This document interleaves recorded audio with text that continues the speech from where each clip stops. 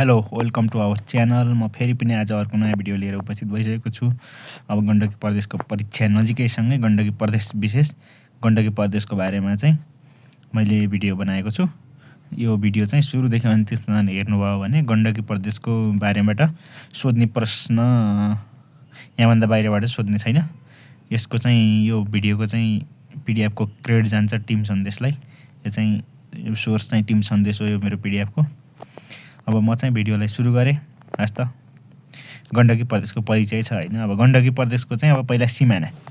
अब गण्डकी प्रदेशको सिमानामा गण्डकी प्रदेशको पूर्वतर्फ बागमती प्रदेश छ, पश्चिमतर्फ कर्णाली प्रदेश छ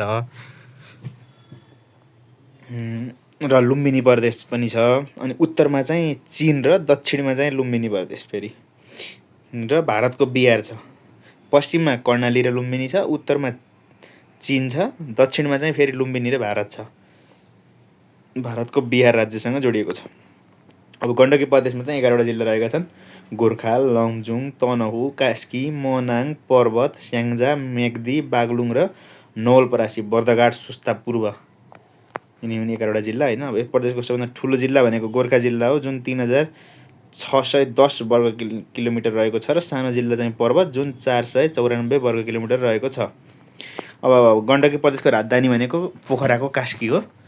अब यस प्रदेशलाई चाहिँ प्राचीन समयमा मगरात भनेर चिनिन्थ्यो। गण्डकी प्रदेशलाई चाहिँ प्राचीन कालमा चाहिँ मगरात भनेर चिनिन्थ्यो।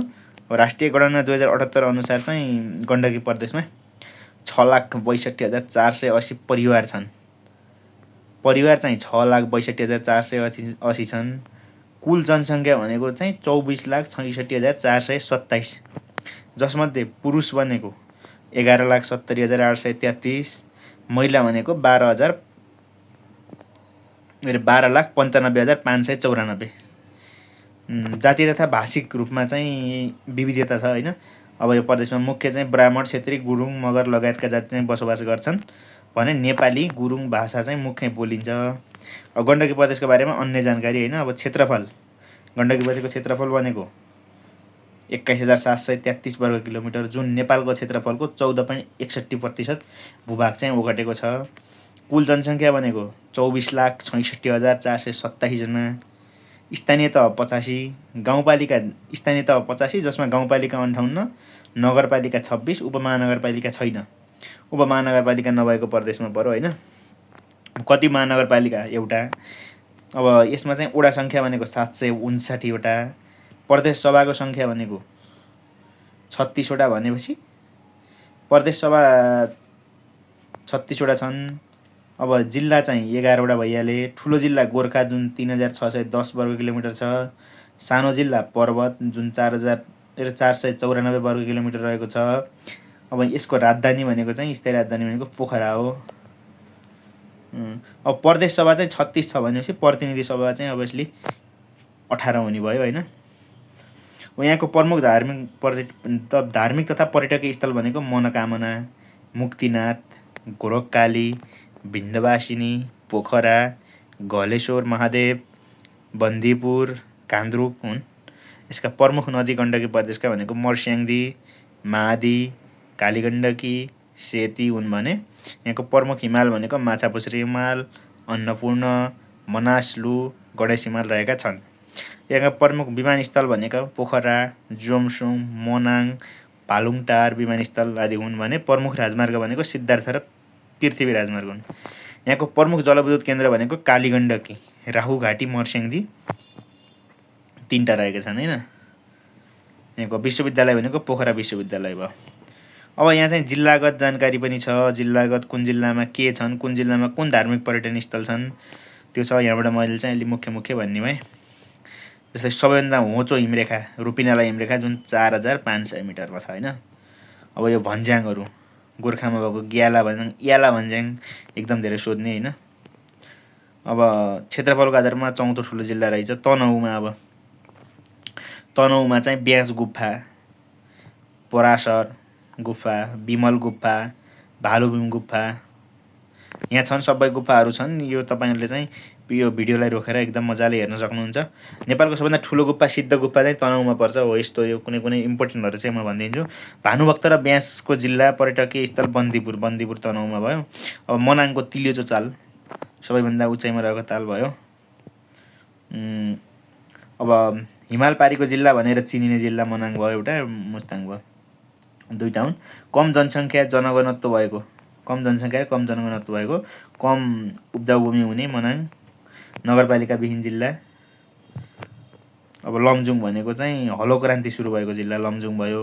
लमजुङको चाहिँ देउपोखरी, इन्द्रपोखरी, दुधपोखरी, बाह्र पोखरी, च्याम्चे चाहिँ यहाँका प्रमुख तालहरू भए। झरना गाईखुरे झरना, निमा पोखरी। अब कास्कीको भनेको सबैभन्दा बढी पानी पर्ने ठाउँ लुम्ले त्यहीँ पर्यो। अन्नपूर्ण र माछापुत्र हिमाल, घान्द्रुक गुरुङ संस्कृतिलाई चाहिँ प्रोत्साहन र जीवन्त गर्ने ठाउँ। अब महेन्द्र गुफा, तालबराही, बिन्दवासिनी कास्कीमा परे। सारङकोटको डाँडा, डेभिस फल्स जुनलाई पाताले छाँगा पनि भनिन्छ। मौजा होमस्टे। जस्तै अब स्याङ्जा भनेको प्याराग्लाइडिङका लागि सुरेक मैदान। एक गाउँ एक उत्पादनमा अदुवा प्रशोधन। अब पर्वत जिल्ला नेपालकै अग्लो कुस्मा बाणगाउँ र कैया जोड्ने 156 मिटर अग्लो 347 मिटर लामो झोलुङ्गे पुल। कालीगण्डकी जलविद्युत आयोजना पनि त्यहीँ भयो, नेपालको सबैभन्दा ठुलो जलविद्युत आयोजना। म्याग्दीको पञ्चकोशी ताल, भाले बास्ने ताल, तातो पानी कुण्ड। जस्तै अब गण्डकीबाट धौलागिरीमा सारिएको जिल्ला म्याग्दी रहेछ। विश्वको सबैभन्दा गहिरो गल्छी दाना म्याग्दी दानाको गल्छी भयो। अब रूप्से झरना, सेती, सासुरा झरना, सहसरधारा झरना म्याग्दी जिल्लामा पर्ने भए। जस्तै अब मुस्ताङ भनेको नेपालको मरुभूमि भनेर चिनिने स्याउ उत्पादन हुने जिल्ला। जोमसोम हिमाल रहेको, भूपोखराबाट टेलिफोन सञ्चालन भएको जिल्ला, नगरपालिका विहीन जिल्ला, नेपालकै कम पानी पर्ने जिल्ला भयो। अब बागलुङ भनेको नेपालको नक्सासँग मिल्दोजुल्दो झोलुङ्गे पुलको जिल्ला भनेर चिनिन्छ। जस्तै बागलुङमा ढोरपाटन सिकार चाहिँ सबैभन्दा बढी भाग बागलुङमा पर्छ। अब काली भगवती, उत्तर गङ्गा, थानथाप भगवती चाहिँमा पऱ्यो। गन्नाउने, भुइँफुट्टा ताल, रुद्रताल बागलुङमा पऱ्यो। जस्तै अब गण्डकी प्रदेशको चाहिँ अब अवस्थिति होइन, क्षेत्रफल चाहिँ अब 21,733 वर्ग किलोमिटर, जुन नेपालको 14.66% भूभाग ओगटेको भयो। जनसङ्ख्या भनिसक्यौँ। जनसङ्ख्या वृद्धि दर 0.25% रहेको। अब अक्षांश अवस्थिति भनेको 27 डिग्री 16 मिनेट 15 सेकेन्ड उत्तरी अक्षांशदेखि 19 डिग्री 19 मिनेट उत्तरी अक्षांशसम्म। अब देशान्तर भनेको 82 डिग्री 55 मिनेट 45 सेकेन्ड पूर्वी देशान्तरदेखि 45 डिग्री 11 मिनेट 5 सेकेन्ड पूर्वी देशान्तरसम्म। प्रदेश नामाकरण मिति 2075 असार 22मा प्रदेश नामाकरण भयो। तर राजधानी चाहिँ पहिल्यै भइसकेको थियो। प्रदेश राजधानी चाहिँ पोखरालाई चाहिँ 2075 असार 18 गते 3 दिनको फरकमा भएको रहेछ। 3 दिन चाहिँ सम्झिनु पर्यो। पहिला चाहिँ नामाकरण भयो राजधानीको, त्यसपछि प्रदेश नामाकरण बल्ल भयो। यस प्रदेशको सबभन्दा उच्च भूभाग भनेको धौलागिरी हिमाल, जुन 8167 मिटर उचाइमा छ। यसपछिको सबभन्दा होचो भूभाग भनेको नवलपुरको त्रिवेणी सुस्ता, जुन 93 मिटरमा छ। अब गण्डकी प्रदेशको भूभागमध्ये हिमाली भूभागमा चाहिँ 26.8% पर्छ भने पहाडी भूभागमा चाहिँ 67.2% पर्छ भने तराई भूभागमा 6% पर्छ। अब गण्डकीको सिमाना चाहिँ अब मैले अघि भनिसकेँ। पूर्वी सिमाना भनेको बागमती, अघि मैले प्रदेशमा भनेको थिएँ। अब चाहिँ जिल्लासहितकै पूर्वी सिमाना बागमती प्रदेशको रसुवा, चितवन र धादिङ जिल्ला। पश्चिमी सिमाना भनेको लुम्बिनी प्रदेशका रुकुम, पूर्व रोल्पा, प्युठान, पाल्पा र नवलपरासी, जुन सुस्ता बर्दाघाट पश्चिम पनि भनिन्छ, र कर्णाली प्रदेशको डोल्पा जिल्ला।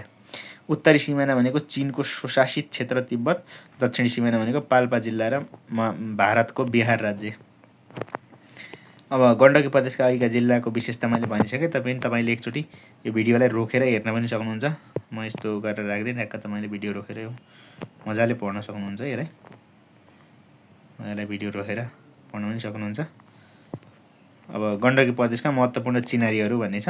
नेपालको मरुभूमि भनेर चिनिने ठाउँ मुस्ताङ, पहाडकी रानी बन्दीपुर, नेपालको नैनीताल भनेर त्रिवेणी धामलाई चिनिन्छ, नेपालको चेरापुञ्जी भनेर कास्कीको लुम्लेलाई चिनिन्छ। लोकताको जिल्ला भनेर बागलुङलाई चिनिन्छ। सबैभन्दा कम पानी पर्ने भनेर मुस्ताङ। गण्डकी प्रदेशको एकमात्र भित्री मधेसको जिल्ला भनेको नवलपरासी बर्दाघाट पूर्व हो। सबैभन्दा अग्लो स्थानमा रहेको तिलिचो 4919 मिटर मनाङ जिल्लामा रहेको छ। अग्लो स्थानमा रहेको मन्दिर मुक्तिनाथ 3749 मिटर उचाइमा, त्यो पनि मुस्ताङमै छ। गण्डकी प्रदेशको जनसङ्ख्यागतमा चाहिँ अब अघि जनसङ्ख्या चाहिँ भनिसकेको छु। पुरुषको जनसङ्ख्या 47.47, महिलाको चाहिँ 52.53। अब यो सम्झिनलाई चाहिँ अलिकति सजिलो रहेछ। 47, 52 + 1, 53। लैङ्गिक अनुपात भनेको 90.37। जनसङ्ख्या वृद्धि दर भनेको 0.25%। सबैभन्दा बढी वार्षिक जनसङ्ख्या वृद्धि दर भएको जिल्ला कास्की हो, 1.90। कम वार्षिक जनसङ्ख्या वृद्धि दर भएको जिल्ला मनाङ, -1.39%। जनघनत्व भनेको 115 जना प्रति वर्ग किलोमिटर छ। परिवार सङ्ख्या भनेको 6,62,480, जुनमा व्यक्तिगत भनेको 6,61,632, संस्थागत भनेको 484। प्रति परिवार औसत सदस्य सङ्ख्या भनेको 3.72, जुन चाहिँ गण्डकी प्रदेशमा नगरपालिकामा बसोबास गर्ने भनेको 65.8%, जुनलाई सहरी क्षेत्रको जनसङ्ख्या पनि भनिन्छ। गाउँपालिकामा बसोबास गर्ने जनसङ्ख्या भनेको 34.2%, जुन ग्रामीण क्षेत्रमा बस्ने जनसङ्ख्याको रूपमा पनि हेरिन्छ। सबैभन्दा बढी जनसङ्ख्या भएको जिल्ला कास्की, सबैभन्दा कम जनसङ्ख्या भएको जिल्ला मनाङ। अब विदेशमा बसोबास गर्ने जनसङ्ख्या भनेको 2,86,593 जना। 15 वर्षदेखि 59 वर्ष उमेरको जनसङ्ख्या भनेको 62.8%, जुनलाई सक्रिय जनशक्ति भनिन्छ। सक्रिय जनशक्ति भनेको 62.8%। 14 वर्ष वा सोभन्दा कम उमेरको जनसङ्ख्या भनेको 23.9% छ। अब 60 वर्ष वा सोभन्दा बढी उमेरको भनेको 13.3%। अपाङ्गताको जनसङ्ख्या भनेको 2.9% छ, जुनमा पुरुष 53.4%, महिला चाहिँ 46.6% रहेको छ।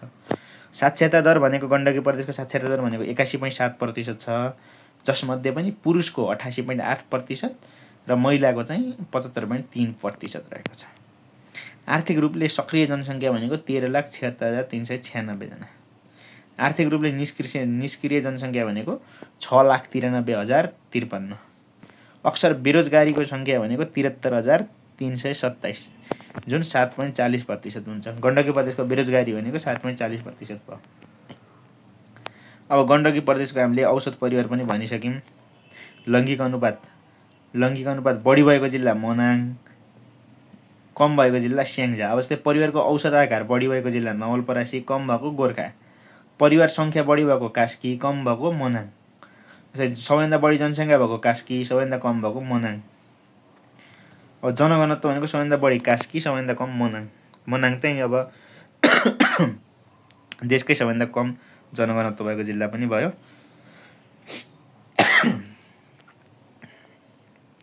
अब आर्थिक सर्वेक्षण गण्डकी प्रदेशको 79-80 को रहेछ। यो नयाँ आइसकेको हुन्छ। नयाँ चाहिँ म तपाईँहरूलाई फेरि उपलब्ध गराउने छु आर्थिक सर्वेक्षण। अब यो चाहिँ गण्डकी प्रदेशको धर्म र धर्मावलम्बी।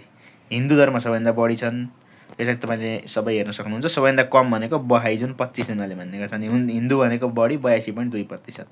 हिन्दू, बौद्ध, इस्लाम सबैभन्दा बढी भएका तिनी हुन्। गण्डकी प्रदेशको मुख्य जात-जाति भनेको 107 जात-जातिले बसोबास गर्छन्, जसमध्ये बढी भनेको पहाडी ब्राह्मण 20%, कम भनेको हायु 10 जना। यसको पनि तपाईँले सबै हेर्न सक्नुहुन्छ, कम र बढी। गण्डकी प्रदेशको मुख्य मातृभाषा भनेको 5 वटा: नेपाली, मगर, गुरुङ, थारू, नेवारी। सबैभन्दा कम भनेको खोये भाषा 10 जनाले। अब गण्डकी प्रदेशको वन क्षेत्र भनेको चाहिँ 21,733 वर्ग किलोमिटर छ। तपाईँले यो पनि हेर्न सक्नुहुन्छ डाटाहरू सबै।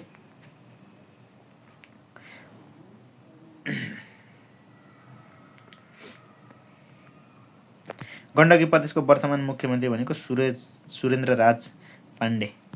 गण्डकी प्रदेशको वर्तमान प्रदेश प्रमुख भनेको पृथ्वीमान गुरुङ। गण्डकी प्रदेशलाई साक्षर प्रदेश कहिले घोषणा गरियो भन्दा 2078 6 महिना 24 गते गरियो। सबैभन्दा बढी साक्षर भएको जिल्ला नवलपरासी 98%, कम भएको लमजुङ 95.5%।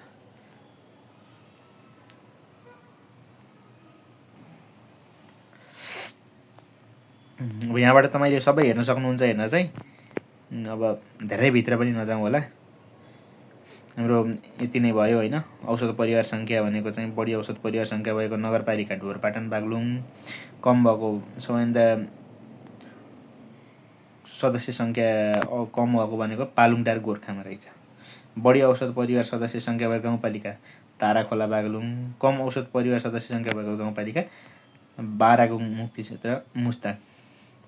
यो पिडिएफ चाहिँ हजुरलाई चाहिन्छ भनेपछि मैले त्यहाँ डिस्क्रिप्सनमा राखिदिन्छु, कमेन्ट गर्नु होला चाहिन्छ भनेपछि। हस्, आजलाई यति नै। फेरि यस्तै कुनै भिडियो चाहियो भनेपछि भन्नु होला, कमेन्ट गर्नु होला। फेरि नयाँ भिडियो लिएर आउनेछु। हस् त, धन्यवाद।